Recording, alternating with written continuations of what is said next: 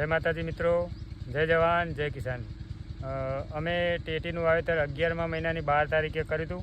એમાં જો અમે ડબલ હોલવાળું મલ્ચિંગ લીધું હતું। એમાં એક લાઇનમાં કન્વર્જીનું બિયારણ જે વિક્રમ રાજા ટેટી જે બિયારણ લોન્ચ કર્યું હતું એ બિયારણ અમે લીટીવાળું જે આવે એ ટેટીનું વાવેતર કર્યું હતું। આજે લગભગ 42 થી 43 દિવસ થઈ ગયા અને અમે જો એક લાઇનમાં ટેટીનું વાવેતર કર્યું હતું અને એક લાઇન જે હોલની બાકી હતી એમાં વચ્ચે એક હોલ પાડી અને અમે એની અંદર ભેડાનું વાવેતર કર્યું છે।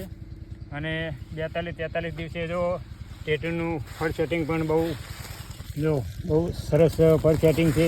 એક એટલે જો કેટલું બધું ફળ સેટિંગ 1 2 3 4 5 6 થી 7 ફળ લાગ્યા છે। બહુ મસ્ત વેરાયટી છે આ રીએ। અને કોઈને જો બીજા મહિનામાં પણ ફેબ્રુઆરી મહિનામાં પણ વાવેતર કરવું હોય તો કરી શકાય। અમે ગ્રો કવરથી કરેલું હતું। જો ગ્રો કવર અત્યારે તો દિવસે ખોલી નાખીએ છીએ અને હવે લગભગ 7 પડવા એટલે હવે ફેર પાછા ઉપર બિછાવી દેવું ગ્રો કવર। સવારે લગભગ 9 આજુબાજુ પર અમે ગ્રો કવર હટાવી લઈએ।